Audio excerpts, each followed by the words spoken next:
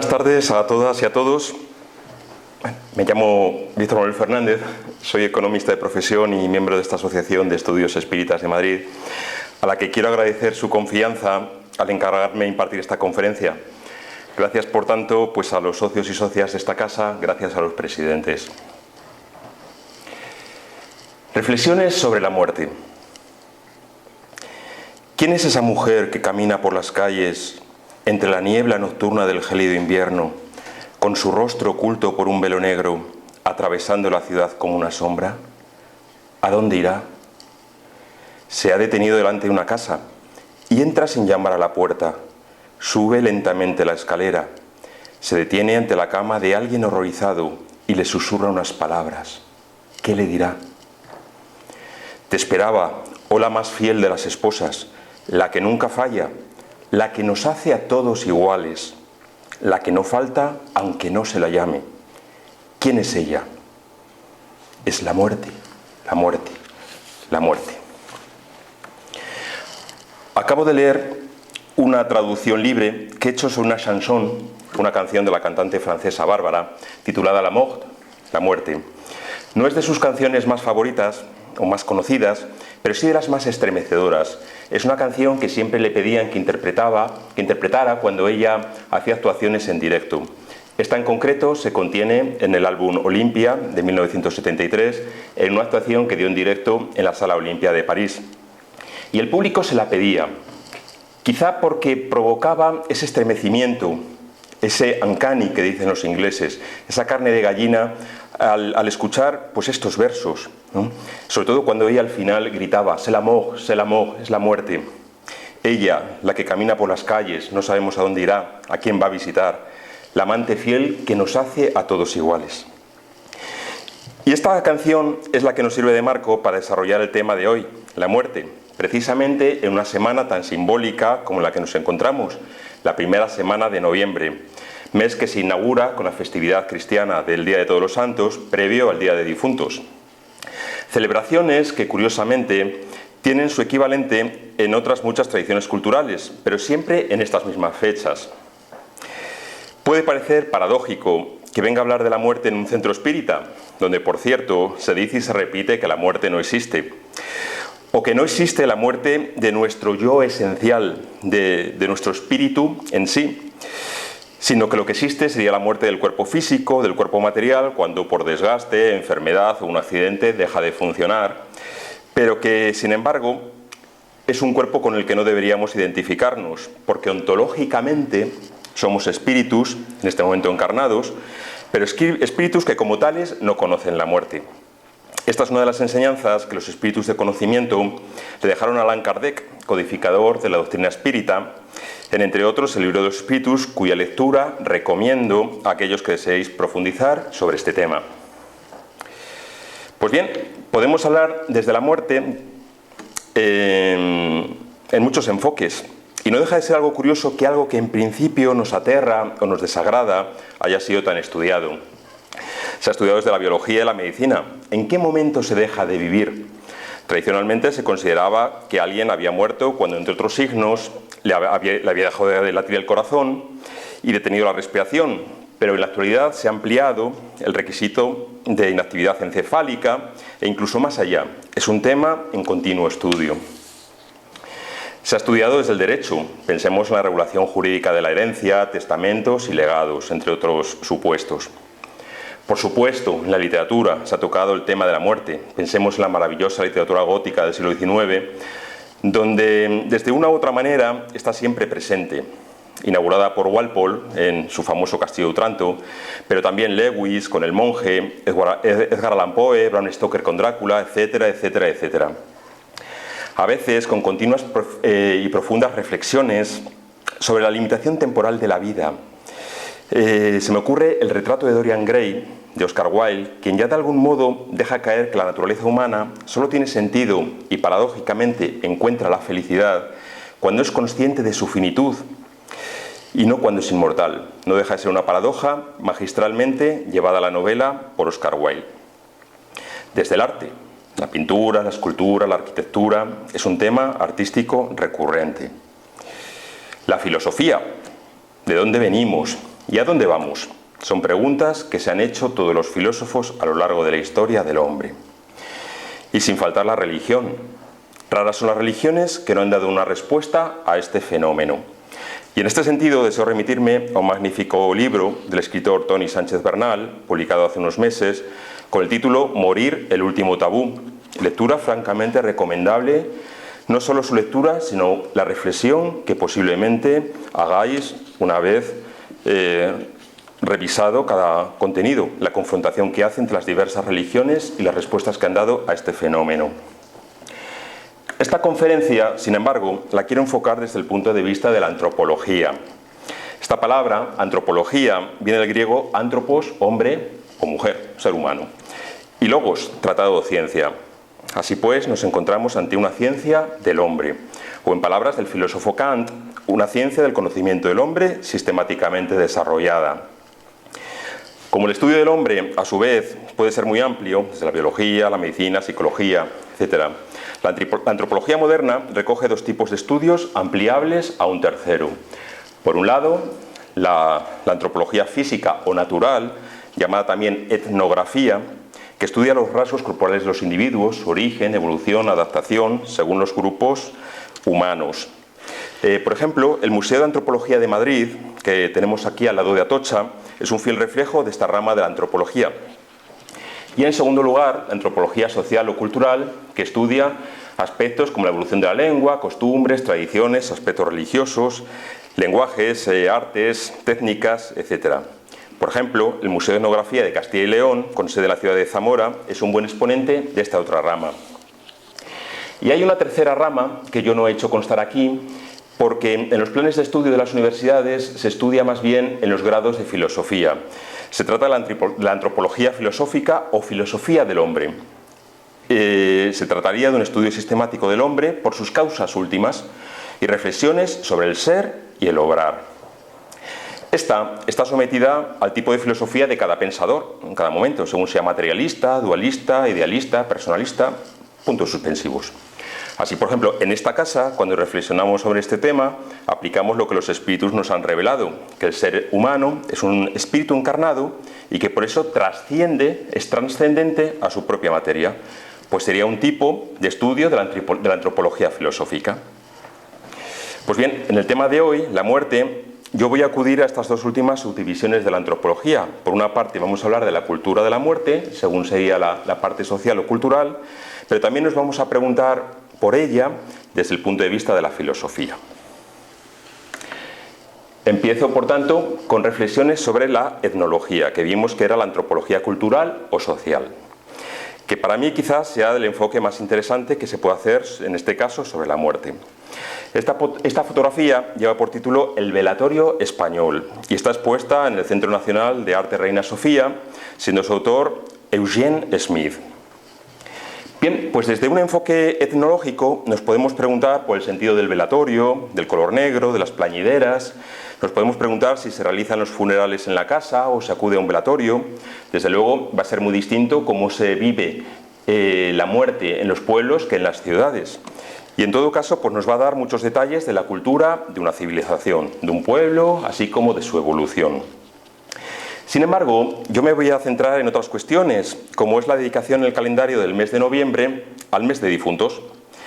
Como decía anteriormente, he hecho coincidir esta conferencia con la primera semana del mes, hoy 6 de noviembre, de un mes que hemos inaugurado pues, con la fecha de Todos los Santos. Bueno, en realidad hay una terna de días y con celebraciones muy diferentes. Por una parte, la noche del 31 de octubre al 1 de noviembre, que se conoce como popularmente ahora Halloween o la noche de difuntos. El 1 de noviembre, Día de Todos los Santos, y el 2 de noviembre, que sea Día de Difuntos, no noche, sino día. Bueno, también a su vez, en cada pueblo, en cada localidad, puede variar las denominaciones.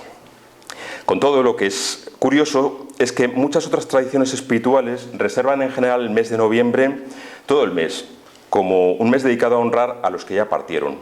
¿Por qué? Vamos a verlo. Bien, Halloween, como tantas otras fechas del calendario, como la propia Navidad, tiene un contenido que ha sido desvirtuado, yo creo, por el marketing. y se está perdiendo pues quizá todo su contenido, todo su origen. De hecho, bueno, pues no sé a vosotros, pero a mí el pronunciar la palabra Halloween como que te viene en la cabeza pues calabazas de plástico un poco horteras, made in China, o gente con disfraces cutres de brujas o fantasmas, o bueno, niñatos a lo mejor que van por la calle vociferando. Pero tranquilos, que no todo está perdido. Son numerosos los pueblos y ciudades, especialmente los más pequeños, que procuran revivir las tradiciones de sus mayores. Por ejemplo, en Soria se ha recuperado una costumbre que a mí me parece muy bonita, de acudir esa noche al Monte de las Ánimas y releer pues, la historia que con ese mismo nombre escribiera Gustavo Adolfo Bécquer. Relato espeluznante, que por cierto aconsejo leerlo todos los años por estas fechas al calor de un buen fuego. Ahora bien, volvamos a Halloween, porque a pesar de la imagen yanqui del cine y la televisión, su origen está muy lejos de todo eso. Halloween significa en inglés antiguo All Hallows Eve, víspera de todos los santos literalmente, y también se conoce como Noche de Brujas, con lo que ya en su origen se está asociando a algo mitológico y oculto. Y es que, aunque hay varias teorías, parece que esta fiesta no tiene su origen en Norteamérica, sino que sería llevada allí por los colonos ingleses. De hecho, tiene su origen en la zona celta de Europa y se asimila pues, a esas fiestas de acción de gracias que tienen lugar al final de la cosecha. Y son fiestas presentes en todo el arco celta, pues de Europa, desde Portugal, Galicia, Asturias, la Bretaña francesa, el país de Gales, Irlanda, parte de Escocia. Bueno, el nombre común de estas fiestas es Samhain. Bueno, un inglés actual pronunciaría Samhain, pero en el inglés antiguo y gaélico se diría Samaín, que es como lo voy a pronunciar en esta conferencia. Samaín es la festividad de origen celta más importante del periodo pagano de la Europa previa a su conversión al cristianismo. Tenía lugar la noche del 31 de octubre al 1 de noviembre y servía como celebración final de la temporada de cosechas en la cultura celta. Fecha considerada como el Año Nuevo Celta, con el que comenzaba la estación oscura, debido a la disminuyente horas de sol. Es tanto una fiesta de transición, el paso por tanto de un año a otro, como de la apertura a otro mundo. Su etimología es gaélica y significa fin del verano. En la actualidad, el Samaín continúa celebrándose por los seguidores de movimientos religiosos neopaganos como la Wicca y el druidismo. Se sabe que las festividades del Samaín se celebraban entre el 5 de noviembre y el 7 de noviembre. Hoy sería Samaín. ¿Por qué motivo? Porque es justamente unas fechas equidistantes entre el equinoccio de otoño y el solsticio de invierno. Fechas que podían determinar, según los astros, según el sol, también la luna, pues buscando justamente el punto intermedio, nos encontraríamos con el Samaín. Y se celebraba con una serie de festividades que duraban una semana y finalizaba, atención, con la fiesta de los espíritus, iniciándose así el nuevo año celta. Esta fiesta de los espíritus era una de las fiestas principales, pues celebraban ese momento de conexión que para ellos, los celtas, existía entre el cielo y la tierra. Y es que para ellos, el lugar de los espíritus era un lugar de felicidad perfecta, en la que no había ni hambre ni dolor. Al parecer, los celtas celebraban esta fiesta con ritos en los cuales los sacerdotes druidas, atención de nuevo, los sacerdotes druidas, sirviéndose como médiums, se comunicaban con los desencarnados, en espera de ser guiados en esta vida hacia una realidad más plena. Se dice que los espíritus de los ancestros llegaban en esa fecha a visitar sus antiguos hogares y a sus descendientes. Y es que los antiguos celtas creían que la línea que une a este mundo con el otro se estrechaba con la llegada del Samaín, permitiendo a los espíritus tanto benévolos como malévolos pasar a través. Los ancestros familiares eran invitados y homenajeados, mientras que los espíritus dañinos eran alejados. Es por ello que se cree que el uso de máscaras y trajes, de disfraces, se debe a la necesidad de ahuyentar a los espíritus malignos. El propósito de las máscaras era adoptar la apariencia de un espíritu maligno para evitar ser dañado. De hecho, la máscara es uno de los elementos más comunes en muchas culturas y ha sido muy estudiado desde la antropología. Otra práctica común era la adivinación, que a menudo implicaba el consumo de alimentos y bebidas. E incluso en zonas como Asturias se celebraban banquetes en las tumbas de los antepasados. Pero abramos aquí un paréntesis. Y es que en el número de abril de 1858 de la Revista Espírita, Allan Kardec incluyó un artículo titulado El espiritismo entre los druidas, en el que reconoce que los celtas llegaron a tener un conocimiento espiritual que en muchos aspectos coincide con el impartido por la doctrina espírita. Y es así que Kardec nos anima a profundizar en el estudio de la historia y de la cultura celta. De hecho, sin ir más lejos, como sabéis, el nombre de Kardec es de origen celta, tras elegirlo Hippolyte Léon Denisard-Ribel, al serle manifestado que en una anterior encarnación había sido un druida. Ello explica también que su mausoleo tenga una forma de dolmen en homenaje a este origen. Pues nada, cierro ese paréntesis y continúo. Y es que, volviendo a la fiesta de Samaín, contamos con vestigios de la misma en algunos puntos de España, en Galicia, León, como el pueblo de Cacabelos, famoso por cierto por su cocido maragato. Preparaos, si os vais a disponer a tomarlo, preparaos bien. Y la zamorana región de Sayago, con una fiesta popular conocida como el Magosto. Se hace coincidir, tras la vendimia, con la recogida de la castaña, y por eso cuenta con dos elementos, la castaña y el fuego. Es una fiesta de raigambre céltica que celebra la época del final de verano e inicia la mitad del año oscura y fría.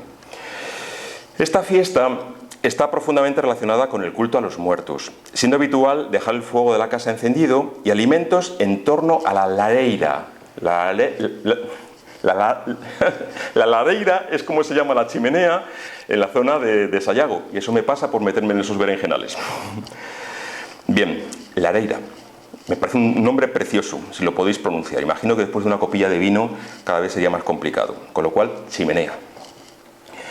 Bien, se dejaba encendido tanto la lumbre en la lareira como varias velas, varios candiles a lo largo de la casa, precisamente para crear un entorno amable, un entorno familiar, que fuese de acogida para los que ya marcharon. Hay numerosos rituales tradicionales que se celebran a lo largo de esta fiesta, tanto para purificarse, curarse, recordar a los antepasados, asistir a misa o visitar al curandero local.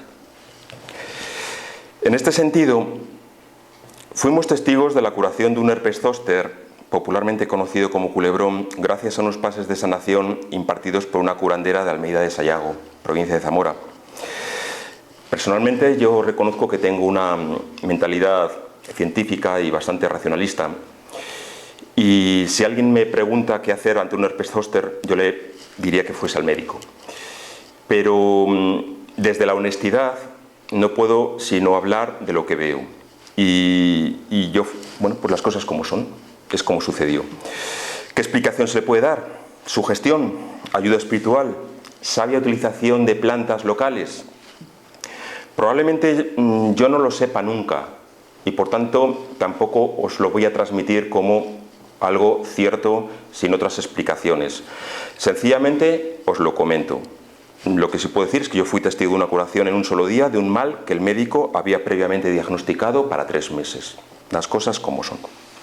Pues bien, la visita al curandero, muy propio en toda esa región, la mediunidad, el trato cotidiano y confiado con los espíritus y elementos típicos como el uso de la gaita, el aprovechamiento de los frutos de la tierra como castañas, manzanas en otoño, dibujan muchas de las características de nuestros antepasados los celtas. Y es un atisbo de vida muy en la línea de la doctrina espírita que, bueno, pues tal como la explicamos en esta casa. Ciertamente, como tantas otras festividades, el Magosto o Samaín fue aglutinada por el cristianismo, del mismo modo que el día de Navidad reinterpretó aquellas fiestas paganas del solsticio de invierno y las saturnales que se celebraban en el Imperio Romano. Esta estrategia de no prohibir, sino reinterpretar, y que tan buen resultado le había dado a la Iglesia, pues se aplicó también ahora, de modo que a cambio del Samaín se empezó a celebrar el Día de Todos los Santos con una liturgia y tradiciones católicas propias que serían, una vez recristianizadas, creándose la costumbre de acudir a cementerios llevando flores, como sabéis, o bueno, pues procesiones, obligación de ir a misa el día 1, etc. Esto ocurriría en el siglo IX a instancias del Papa Gregorio IV. Y hoy día, ya cristianizada, ha perdido quizás esa vinculación con los ciclos de la naturaleza. Si bien justo es reconocer que en algunas zonas rurales de Estados Unidos, quizá un poco del país de Gales, determinadas zonas de Francia, sobre todo rurales, pues sabido perpetuar ese ambiente en el que predominan las frutas propias de la época, recetas de manzana, calabaza, frutos secos, etc. Pues bien, el Día de Todos los Santos, que como sabéis tiene lugar el 1 de noviembre para las iglesias católicas de rito latino, no así por cierto para la Iglesia ortodoxa y las católicas de rito bizantino, que lo celebran el domingo posterior a Pentecostés, es cuando se celebra esta fecha. ¿Y qué celebra? ¿Qué se celebra? Pues en palabras teológicas es una fiesta solemne por todos aquellos difuntos que, habiendo superado el purgatorio, se han santificado totalmente, han obtenido la visión beatífica y gozan de la vida eterna en presencia de Dios. Bueno, desde luego no es ahora el momento de poner de manifiesto ciertas contradicciones que esto supone, como por ejemplo el dogma implícito de la resurrección de la carne.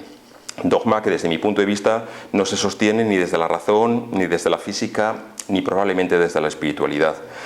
En todo caso, digo, no es este el momento para meternos en esos jardines, pero quien esté interesado en profundizar les recomiendo la lectura del Cielo y el Infierno de Allan Kardec, el cual, por cierto, está siendo el texto base que estamos utilizando los jueves en las clases que mantenemos online a través de Zoom en esta casa, y al cual pues estáis todos y todas invitados. Bueno, quien quiera más información la puede ver en la página web de nuestra asociación. Ciertamente, el santoral católico pues dedica cada día del año a un santo concreto. Pues el 15 de octubre se celebra Santa Teresa, el 11 de noviembre a San Martín, el 15 de mayo a San Isidro, el 29 de junio a San Pedro, el 24 de junio a San Juan el Bautista, el 26 de diciembre al otro San Juan el Evangelista, etc. Pero bueno, asumiendo que puede haber una gran pluralidad de santos que fueron anónimos, pues les dedica un día, el 1 de noviembre, pues en honor a ellos. Así es la vida. Bien, hemos hablado de una terna de días y hemos analizado dos. Nos falta hablar del Día de Difuntos. Y deseo exponer un caso singular que se celebra en la región zamorana de Aliste. Los pueblos de la zona, siguiendo la tradición, mezcla entre la fe y la superstición de esa noche, tienen por costumbre en los hogares dejar encendida una luz sobre la mesa de la cocina, que es el lugar más importante, es el centro donde se reúnen las familias después de un día de trabajo para hablar, conversar, qué tal te ha ido el día, qué preocupaciones tienes, enhorabuena, etc. Es un sitio, la cocina, donde está el alma del hogar. Todavía hoy, aún en la ciudad y en apartamentos, se puede decir que en la cocina hay algo especial. Es donde a lo mejor cuando un hijo no se atreve a decir algo al resto de la familia, a su madre sí, en la cocina. Vale, tu padre no te va a entender, cuéntamelo. Y se le cuenta en la cocina. En la cocina está el alma. O quizá los espíritus protectores de cada hogar prefieren tener la cocina como ese sitio especial, donde se puede hacer una mediunidad natural y donde se reciben muchas intuiciones. Bueno, pues también en las antiguas casas alistanas. Era una de las zonas más importantes y entonces es donde se preparaba esta noche. Y es que así, después de cenar las ricas viandas típicas de la tierra, por Dios, qué hambre me está entrando, bueno, pues recogida la mesa, se colocaba sobre ella un mantel blanco, una hogaza de pan, pero ya empezada, no entera. Y era necesario colocarla bien asentada, no al revés, pues eso se consideraba fatídico, sino por la parte lisa, asentada. Y asimismo, pues una cazuela de barro con viandas, pues con jamón, chorizo, lomo, también unas nueces, unas castañas, y alumbrado todo por una vela de cera virgen, inconfundible por su color amarillento. Si no la había, bastaba una lucerna de aceite.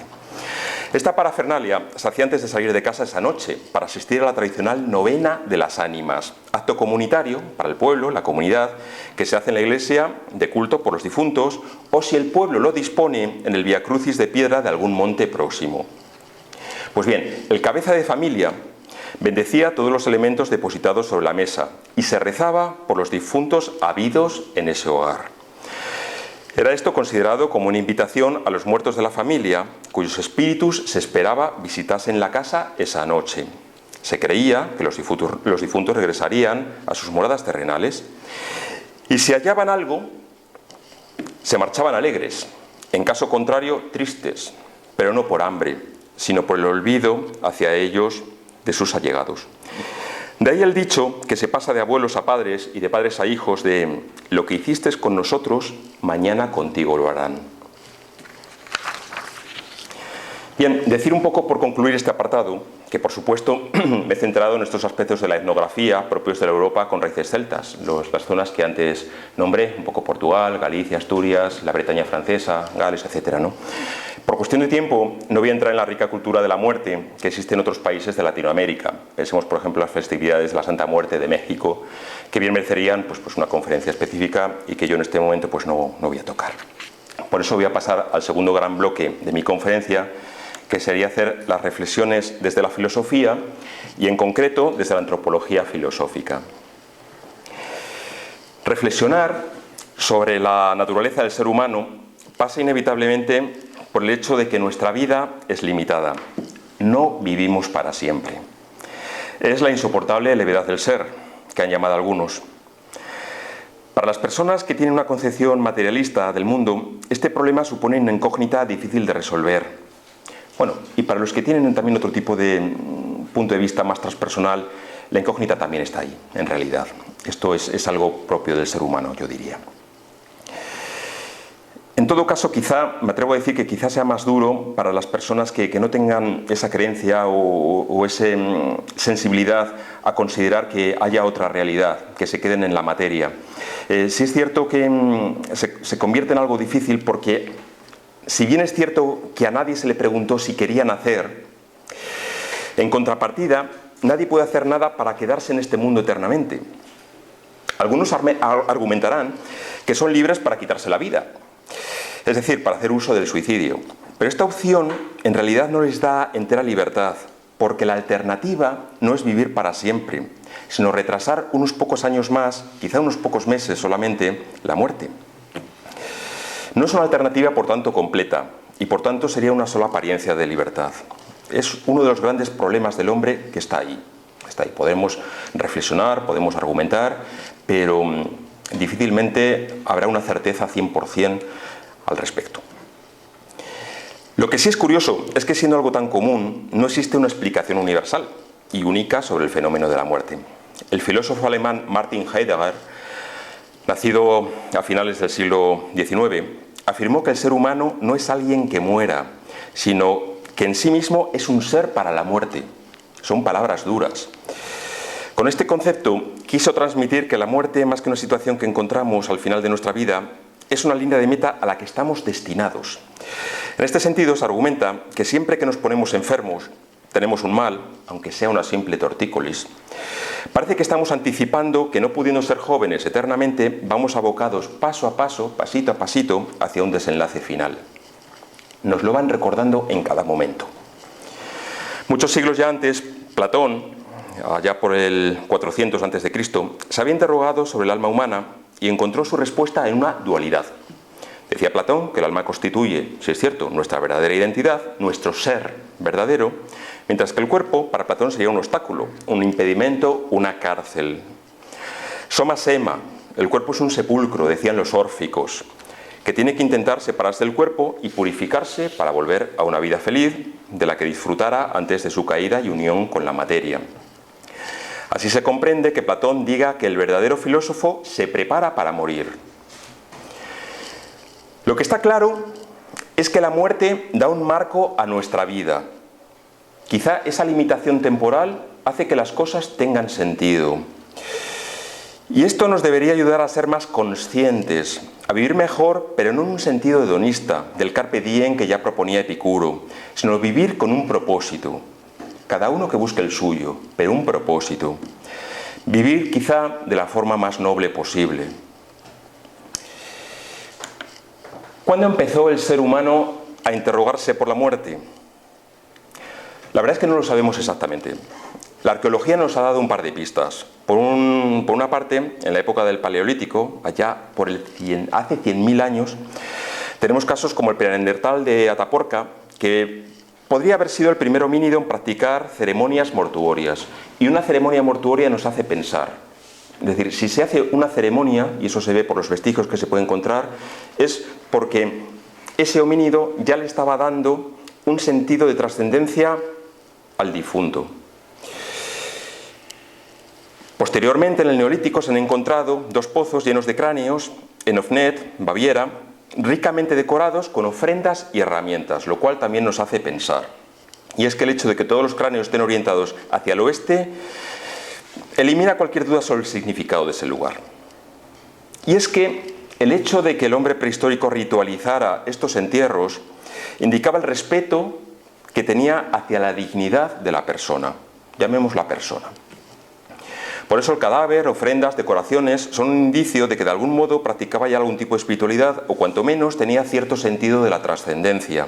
Argumento, por cierto, contrario a las hipótesis materialistas del siglo XIX que negaban toda religiosidad del hombre de la prehistoria. Ahora bien, lamentablemente, los restos arqueológicos no nos permiten deducir el sentido exacto que estos primeros seres humanos daban a la muerte. Existen teorías, eso sí, algunas basadas en el chamanismo, por ejemplo la de los antropólogos Klotz y Lewis Williams. Otras en el simbolismo, muy interesantes, plasmado en las cavernas. Bueno, son todas más o menos lógicas, pero no pasan de ser eso, unas hipótesis que probablemente nunca nos lleve a tener la tesis perfectamente confrontada.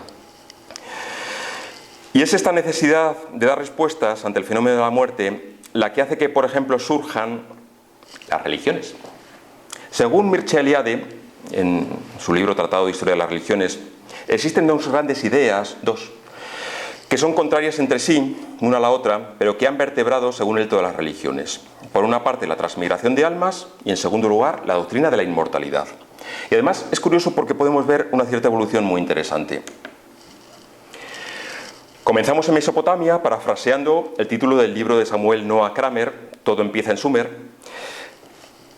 que, bueno, pues parece que en esta zona no creían en la inmortalidad ni del cuerpo ni del alma. La muerte es vista como algo negativo. Se realizaban las actividades pensando que no había más vida después de la muerte. Como mucho, la vida humana se asocia a los ciclos de la naturaleza. Sencillamente pasan y ya está. En muchas ocasiones, las representaciones con respecto a la muerte iban relacionadas con la aparición de seres divinos, como el caso de Gilgamesh o Ur-Nammu, dejando ver a la par la relación de estos con la realidad material del pueblo mesopotámico en el contexto de una realidad agrícola. Y el poema de Gilgamesh del 2600 a.C., es el mejor ejemplo, yo creo, de muerte para la antigua Mesopotamia, que reúne a lo mejor el pensamiento de diferentes pueblos, sumerios, acadios, babilonios, asirios, puntos suspensivos. Es un poema que refleja el miedo a la muerte y quizá cierta sensación de resignación. Os leo 2 versículos únicamente. Oh Gilgamesh, ¿a dónde vas errante? La vida que buscas nunca la encontrarás.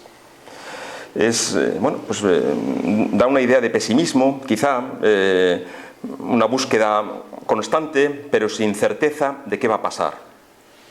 Distinto, por cierto, sería en Egipto, donde podremos decir que se inventa el concepto de inmortalidad, y donde por primera vez que sepamos o que tengamos documentado, la muerte se sitúa en el centro de sus creencias.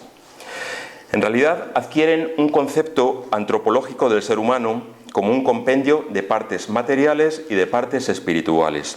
Así, para los egipcios, el hombre y la mujer. El hombre está compuesto de cuerpo físico, al que llamaban Hat, de alma, llamado Ba, y de fuerza vital o espíritu, llamado Ka. Así, en el momento de la muerte, el Ba, representado con un ave con una cabeza humana, abandona el cuerpo y asciende al cielo, pero al llegar a la noche debía retornar a la tumba para descansar en el cuerpo que debía preservarse momificado. El Ka, por su lado, se representaba mediante 2 brazos que se elevan verticalmente formando un ángulo recto y que termina en manos. Este componente necesitaba alimentación y bebida para subsistir tras la muerte y además necesitaba contar con elementos materiales que pudiera reconocer. De ahí quizás se explica el porqué del embalsamiento, el de la momificación de los cuerpos y de colocar estatuas que reproducían lo mejor posible las facciones del difunto en las proximidades. Como veis, para nuestra mentalidad occidental es muy difícil explicar la diferencia entre el Ka y el Ba. Pero lo cierto es que los egipcios ya intuían que nuestro ser, más allá del cuerpo físico, tiene una serie de componentes espirituales que tienen una función. Nosotros, en el espiritismo, por revelación, también reducimos el ser a tres partes. Hablamos del cuerpo físico, hablamos del espíritu y hablamos del perispíritu. Y nos parece una clasificación muy lógica, porque el perispíritu ayuda a ensamblar algo espiritual con algo tan tosco como es la materia. Como sería complicado esa unión, pues tenemos algo de transición formado por el fluido universal modificado que permite precisamente que el espíritu se pueda acoplar lo mejor posible al cuerpo físico o al cuerpo material. Bien, en todo caso se dice que a lo mejor esta concepción del ser humano explicaría a su vez la peculiar arquitectura egipcia, que según las dinastías podía ser bien de pirámides o posteriormente de grandes templos o sepulcros más o menos decorados. Y por supuesto no olvidemos el mito de Osiris, que consolida el concepto de inmortalidad en la mentalidad egipcia. Muy resumidamente, este dios gobernaba la tierra junto a su esposa y hermana, Isis, en un perfecto orden. Pero el dios Seth, que era el dios del caos, mata a Osiris y lo despedaza. Es ahí donde empieza el jubileo de su esposa Isis, que va buscando los trozos y con ayuda de otras deidades lo recompone. Bueno, se dice que encuentra todos los trozos menos el falo, que lo tiene que recomponer con barro, etc. Pero bueno, hay ya diferentes versiones y tampoco vamos a discutir ahora sobre eso. En todo caso, Isis reconstruye a Osiris y con ayuda de Anubis lo momifica de forma que puede revivir, volver con Isis y tener ambos un hijo, Horus, que aseguraría la continuidad de las diferentes dinastías de faraones. El antropólogo escocés James Fraser en 1906 dijo que Osiris, al igual que otros dioses que mueren y resucitan a lo largo del antiguo Oriente Próximo, comenzó con una personificación de la vegetación, la muerte y resurrección que se basaba en la muerte y posterior rebrote anual de las plantas. El ciclo de la vida, en definitiva, que los egipcios tenían muy presentes también con el crecimiento anual del Nilo, que permitía vivificar la zona para la plantación y obtener posteriormente las cosechas. Quizá del hecho de observar la naturaleza pudieron llegar a ese concepto de los ciclos que también aplicaron al ser humano. Nos preguntamos si el mito de Osiris ha influido en religiones posteriores como el cristianismo. La verdad es que es una hipótesis muy jugosa equiparar a Isis, la madre, con la Virgen María, a Horus con el niño Jesús, e incluso el mito de Osiris con el dios que muere y que después resucita triunfante, prefiguración quizá del Cristo.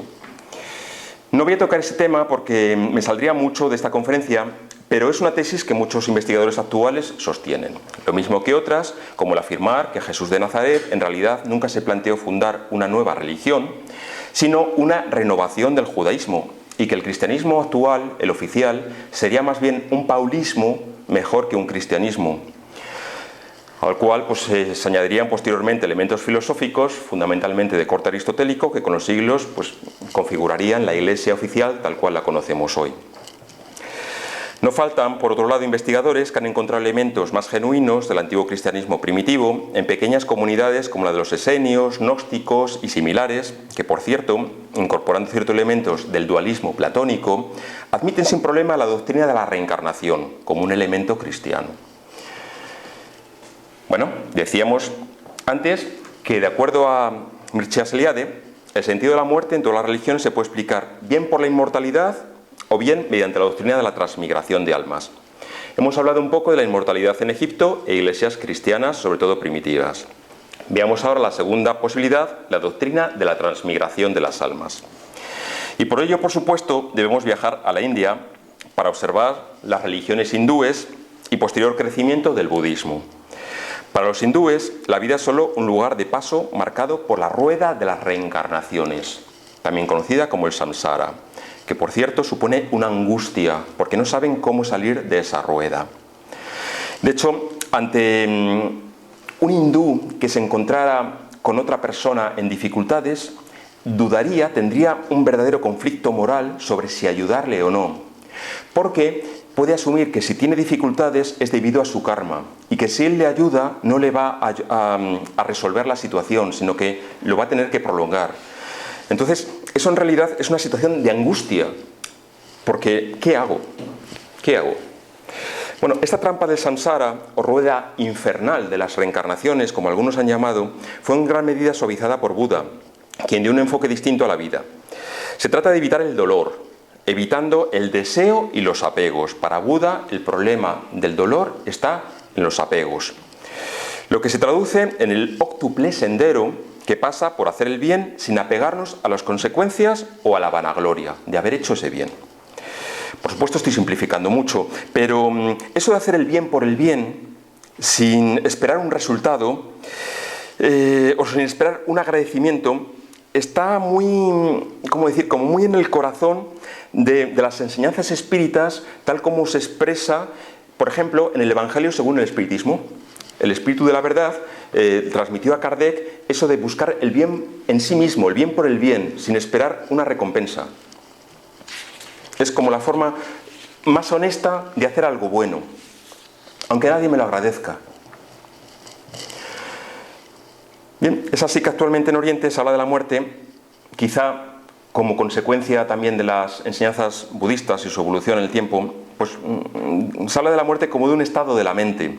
Y quizá no se separa tanto la vida de la muerte como hacemos aquí en las culturas occidentales. Es un tema muy interesante que también tiene connotaciones desde la psicología que merecería la pena estudiar por especialistas. Yo sinceramente no me veo capaz tampoco de meterme en algo que, bueno, se puede encontrar por ahí. Hay gente mejor preparada que yo para explicarlo. Por eso voy a continuar un poco, viendo ahora un poco la diferencia entre transmigración de almas versus reencarnación. Bien, es curioso porque cuando alguien viene por primera vez al centro espírita y hablamos de que aquí consideramos la reencarnación, automáticamente nos pregunta, lo mismo que los hindúes o lo mismo que los budistas. Y entonces tenemos que explicar que no es exactamente igual, que es cierto que en el libro de los espíritus hay un apartado muy grande que explica el tema de la reencarnación, pero es una ecuación con varias incógnitas. Por una parte entra, pues sí, la ley de reencarnación, pero hay otra, entra también la ley del progreso y la ley del olvido. Entonces, desde el punto de vista del espiritismo, un espíritu reencarna una y otra vez para progresar, y siempre progresa, o en el peor de los casos se estanca, y debe repetir. Es, desde mi punto de vista, la gran diferencia entre la transmigración, de la que hablan los pueblos orientales, y el espiritismo, la reencarnación tal como la recoge el espiritismo. No, por cierto, no solamente los pueblos orientales, sino que también en Grecia, los ritos órficos, la escuela de Pitágoras, la Academia de Platón, consideraron la transmigración y en su manera más depurada la reencarnación. La transmigración, aunque no lo he dicho, supone que si tú te has portado mal, puedes reencarnar en hormiga o en cucaracha. Pues eso desde el punto de vista espírita no sería, no se recoge porque iría en contra de la ley del progreso. He citado, por cierto, los ritos órficos propios de las antiguas sociedades iniciáticas griegas, ritos que, por cierto, se darían también en las llamadas religiones mistéricas, como el mitraísmo. Mitraísmo viene del dios Mitra, aquel que tenía pues, una imagen de un toro. Era una religión muy popular entre los soldados romanos y contenía ya en sí muchos de los elementos que heredaría el cristianismo primitivo, como ritualizar con vino y pan. Es llamativo que en casi todas las sociedades iniciáticas, también en las actuales, se ritualice la muerte como algo necesario para comprender mejor la vida. Curioso. Comprender la muerte para comprender la vida. En muchas de estas sociedades, el iniciado debe pasar por una cámara de reflexión, donde a la vista de una calavera realiza su testamento filosófico. Momento tremendo, donde inevitablemente se ha de reflexionar sobre la importancia de aprovechar bien la vida y valorar las cosas que realmente valen la pena. Este iniciado, muerto al viejo hombre, renace simbólicamente como una persona distinta, nueva. Y es que, como diría el Maestro Jesús, el vino nuevo debe echarse en odres nuevos. Y es en este punto donde debo hablar de la muerte desde el espiritismo. Vino nuevo en odres nuevos. El espiritismo, que se considera la tercera revelación, tras la de Moisés y el Maestro Jesús, pero en este caso no personificada en nadie y una revelación que no está cerrada. Es por ello que consideramos revelación los 5 libros de la codificación de Allan Kardec, pero también las obras complementarias de León Denis, Amalia Domingo Soler, tantos otros autores brasileños, o los comunicados que podamos recibir en esta casa, la mesa mediúnica, debidamente contrastados y comprobados. En esta conferencia Obviamente no voy a desarrollar lo que dice el espiritismo sobre el más allá, porque tendría para varios meses, sino que me voy a centrar únicamente en ese momento de la desencarnación, en el tránsito de la vida carnal a la vida espiritual. ¿Cómo es ese instante crítico? ¿Es largo o es corto? ¿Se sufre? ¿Se recuerda exactamente la vida vivida? ¿Existe eso que llaman el túnel? Bueno, como sabéis, y como ya comenté antes, en nuestro estudio online que hacemos todos los jueves a las 8, estamos llevando a cabo la lectura del libro de Kardec, El cielo y el infierno, y en el que con mucho gusto me gustaría invitaros, porque damos respuesta, o intentamos al menos dar respuesta a estas y a otras muchas preguntas. Pero me viene muy al pelo algo que leímos hace un par de semanas sobre el tránsito de la vida material a la espiritual, y son las siguientes palabras del espíritu de una persona fallecida que comunicó en mediunidad. Están recogidas, por cierto, en la segunda parte del libro El cielo y el infierno. Leo textualmente. Mi situación, claro, es un espíritu que está hablando en mediunidad. Mi situación es muy afortunada, pues ya no siento los antiguos dolores. Bueno, aclaro que el fallecido había tenido una larga enfermedad. Me encuentro reconstituido, renovado. La transición de la vida terrenal a la vida de los espíritus me deja al principio en un estado inexplicable, pues a veces quedamos privados de la lucidez durante muchos días. Bueno. Le preguntan a continuación, en mediunidad, al espíritu si tuvo conciencia del momento en que su cuerpo exhaló el último suspiro, a lo que responde: la vida se retira y la vista se extingue. Se encuentra el vacío, lo desconocido, pero entonces, arrastrado por no sé qué poder, uno se halla en un mundo donde todo es alegría y magnificencia. Ya no sentía, no comprendía, pero sin embargo, la felicidad inefable viene de no se puede hablar, inefable, del verbo falar. Es algo que no se puede expresar con palabras. El espíritu nos manifiesta que tenía tal felicidad que no encontraba palabras físicas, materiales para explicarlo. Era algo maravilloso. Felicidad inefable, que desborda de mi ser. Me había liberado de la opresión del dolor. Y termina su comunicación mediúnica con estas palabras: no os dejéis atemorizar por la muerte, amigos míos. Constituye una etapa de la vida si supisteis vivir bien. Es una felicidad si la habéis merecido justamente y habéis cumplido bien vuestras pruebas. Os reitero, valor y buena voluntad. No atribuyáis a los bienes terrenales más que una insignificante importancia y seréis recompensados. Que la tierra me sea leve. Bueno, a todos nos llamó la atención esta despedida del espíritu. Que la tierra me sea leve, pues una fórmula de pésame que se utilizaba en la antigua Roma, en la precristiana. Sit tibi terra levis, se decía, que la tierra te sea leve. Es un deseo, que desde luego a mí me parece la mejor conclusión que se puede hacer para esta conferencia. Y es que desear a una persona que la tierra le sea leve significa desearle lo mejor, significa desearle que haya aprendido a vivir la mejor forma posible, de una manera que haya valido la pena a favor de los demás y por tanto de sí mismo. Así ese tránsito, el tránsito a la vida espiritual, le será breve, pudiendo encontrar una dicha de la que cuando estemos encarnados solo podemos tener atisbos. Por eso decía que es inefable, una dicha de la que no podemos hablar. Muchas gracias por vuestra atención.